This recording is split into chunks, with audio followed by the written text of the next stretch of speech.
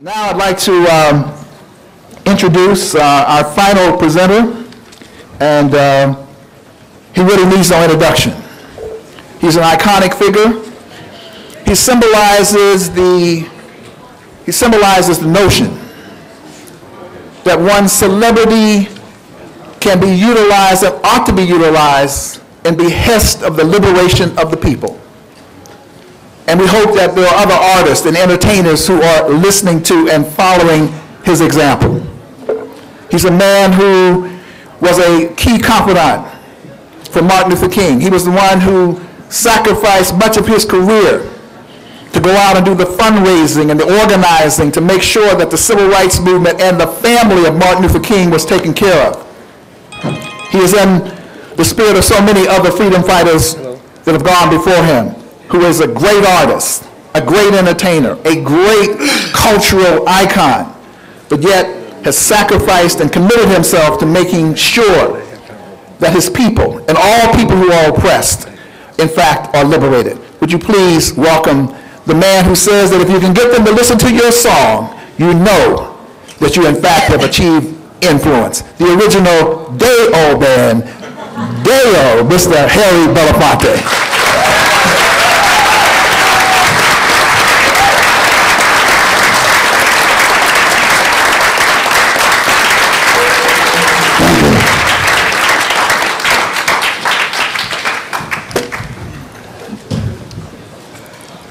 Start off with my very brief remarks by first of all acknowledging the Black Caucus, the foundation of the Black Caucus, and in particular at this moment, my friend and hero John Conyers, and all of the resources at his disposal that came together to make this platform possible.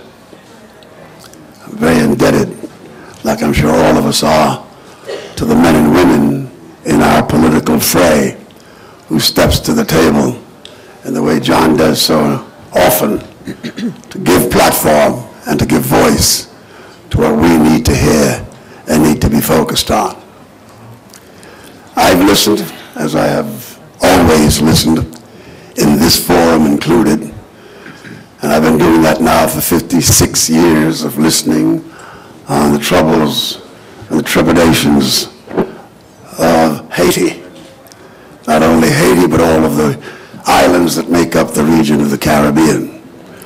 And each time we step out to try to find some new goal, some new voice, some new point of view on where do we go next and what do, we seem to, with great persistence, continue to deny and dismiss many things that we always know, but somewhere along the line have neither had the courage or the intelligence or the desire to act upon what the greater truth really is. Haiti's suffering is not a recent phenomenon. It's been in the world for 206 years in its current struggle as a sovereign state, having done much to set the standards by which many of the African diaspora are to be measured by what they have achieved. It was the first country, the first nation that stood up against Napoleon and the French, and so thoroughly defeated that army that it was not prepared to meet its moment at Waterloo. History does not talk about that. And history does not talk about the fact that much that America enjoys was because of the courage of the Haitian people who stepped to help us.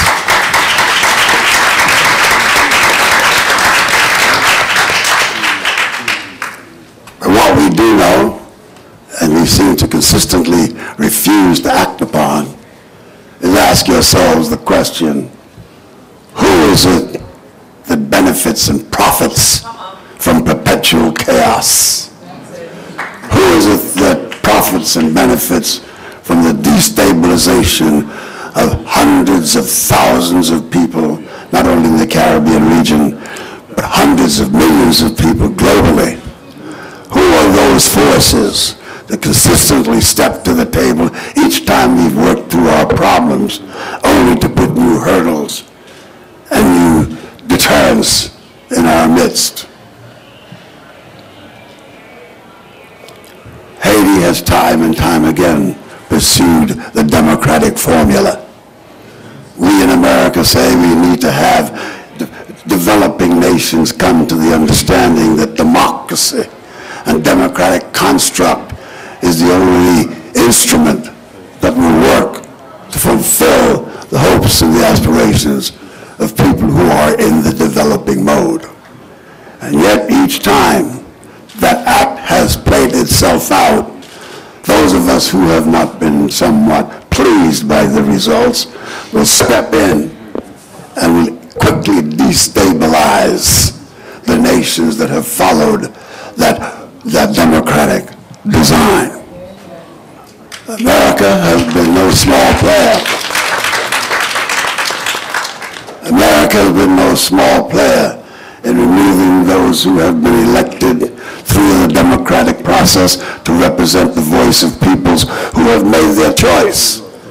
But since we did not approve of that choice, we have clandestinely, and sometimes not so clandestinely, walked in and destroyed and murdered and destabilized democracies all over.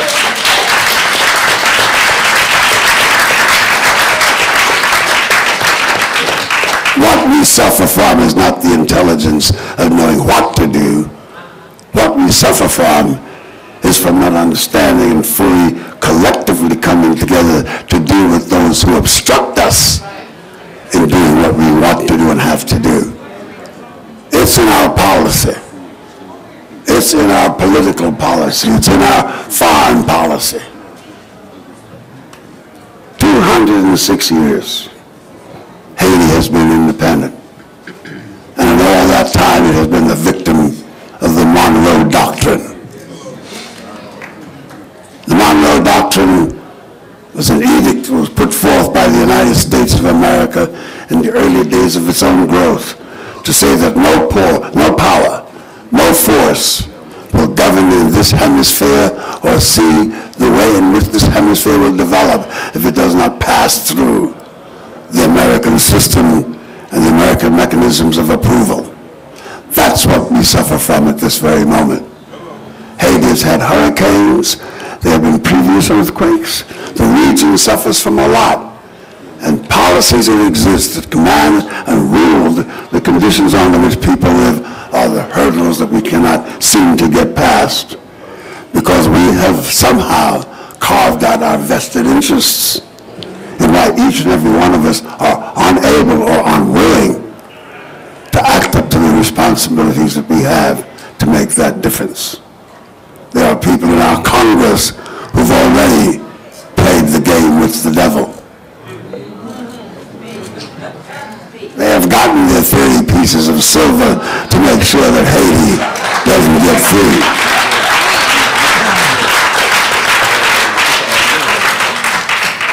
There are corporations in this country that have cornered the food market. And if you don't buy their food, you don't buy food. And if you dare to try to be independent in returning to the land and growing to become self-sufficient, they will crush you. They will try to do it first legally. They'll try to do it first legally through legal mechanisms they have set up in their international forums to say you cannot buy, you cannot trade, you cannot this, you cannot that, unless you come by us first. Each time independence has tried to raise its noble head and give us an opportunity, we have crushed it.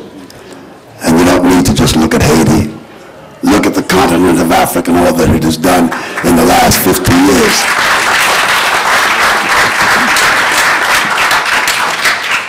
Senegal was one of the richest nations with the greatest promise for that continent. Where is it today? And where is it today as the result of what? Look at what goes on in Kenya. One of the great promises, enough to feed the entire region if it were permitted to go ahead and develop its agricultural promise and its capacity. They will not permit it to do it because the world market says it will not permit it to do it.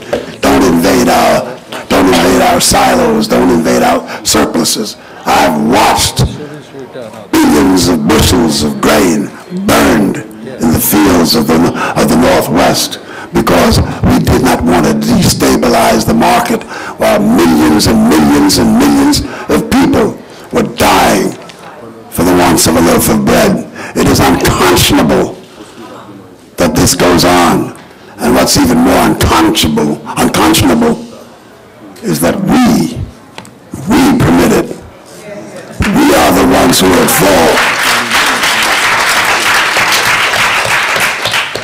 We are the ones who are at fault because we have capitulated what every citizen in this world has a right to do, and that is to care for the children of the future, protect the land, keep the family healthy and alive, and pursue the dreams as we want to pursue them without interruption. Until you answer the question of destabilization, until you answer the question, why is it that all that money, all those goods still sit in the harbors of Haiti, rotting and not being destroyed? Who does that? Who do you pass the buck to? And that you're not satisfied with the answer, keep looking for it, because it's there. But I say to you, and I say to this forum, make it your business to know who profits from the pain that Haiti is experiencing, and you'll find the first step to the solution. We know how to deliver goods. We know how to bag food. We know how to send in technicians to deal with the healthcare problems. We have all sorts of things on the table dealing with the issues of women and children. We have all that. We don't need another forum to go figure it out. What we need to do is to use our collective thinking to look at what it is that obstructs us and get rid of that obstruction. And if we don't do that,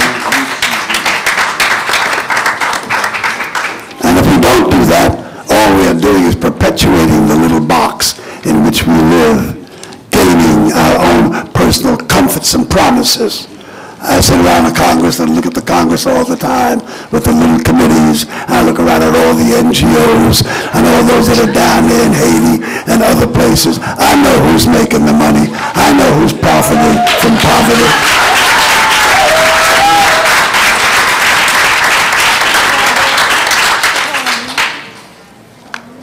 We have got to stop playing the game. I love the fact that this forum was put together. But not one thing has been said here today I have not heard before. No evaluation or assessment has been given that has not been evaluated and assessed before. What is missing is the power and the courage and the moral responsibility for stepping outside the box and say, I'm not playing this game anymore.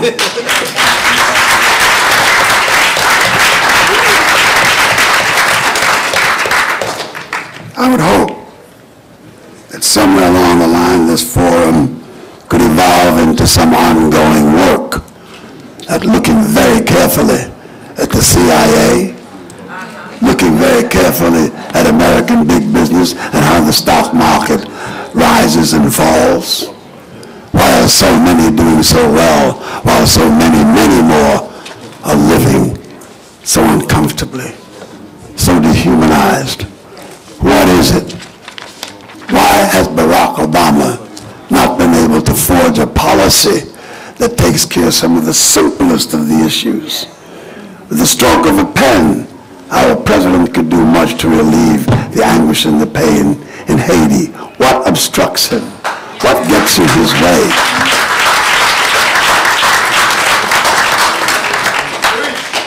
I like the young man. I am proud that he's an African American.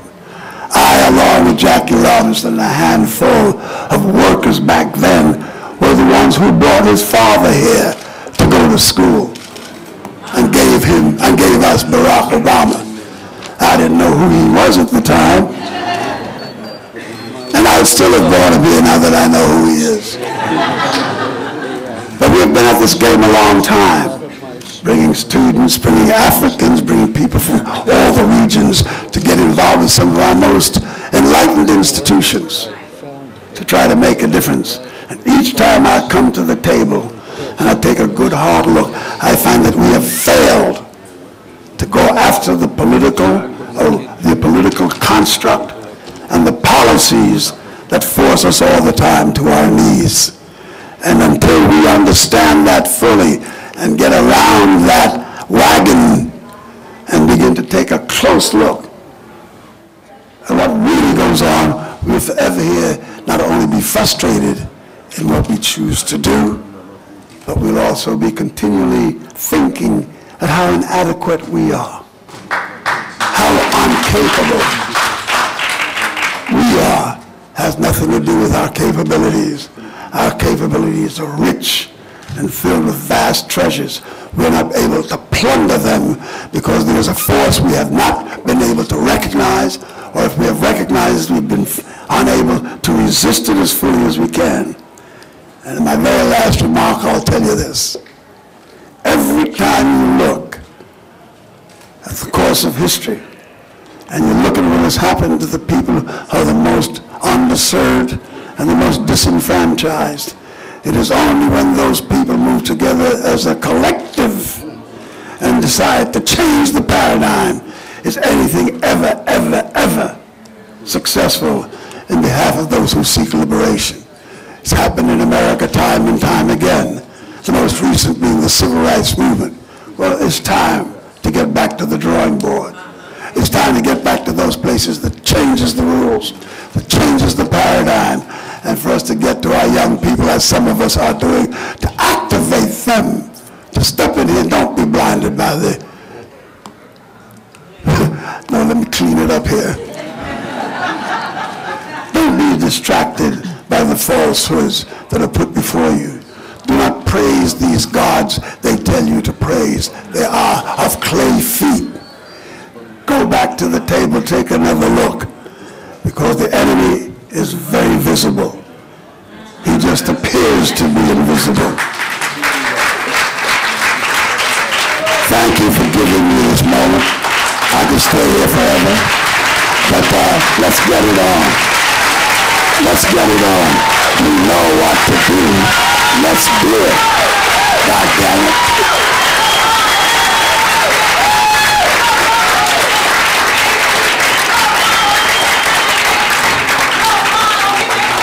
Belafonte, let's give him another round of applause. Let's